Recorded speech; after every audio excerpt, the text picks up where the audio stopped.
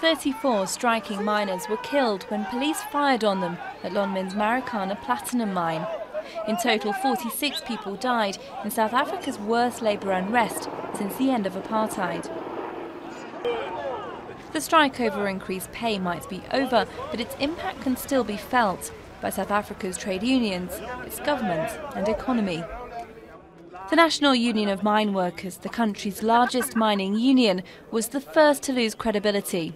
As part of an alliance of unions called COSATU, which backed South Africa's ruling party, it was seen as just too close to the government, as well as mine bosses. Many miners left to join AMCU, a younger and more radical union. They just told us, go back to work, without any reason, without any answer that can satisfy us. That is why I decided not to be a member of this union anymore. Now, as copycat strikes are kicking off elsewhere, COSATU is left appealing for miners to come back to the fold. COSATU is your home. COSATU unions are your home. Come back.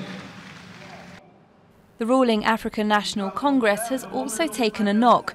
President Jacob Zuma failed to address the crisis quickly, and the court even charged miners with murder.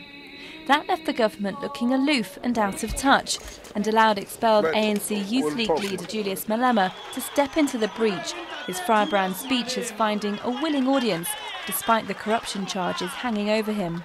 The reason our government is failing to intervene in the mines is because our leaders are involved in these mines. Now there's doubt over whether President Zuma can survive this crisis. An ANC conference in December could see him replaced as leader of the party that has dominated South African politics since the end of apartheid. It will always be known that it was under his watch that 34 miners lost their lives at once. And as a commander-in-chief, as the head of the executive, his sense of judgment will always be questioned in relation to this. But it's the economic cost that will have the biggest impacts on ordinary South Africans. The strike at Marikana is estimated to have cost the country more than $500 million. With jittery foreign investors and a wave of similar strikes across the gold and platinum industry, there are fears Marikana could drag the country into another recession, deepening the problems for South Africa's poor.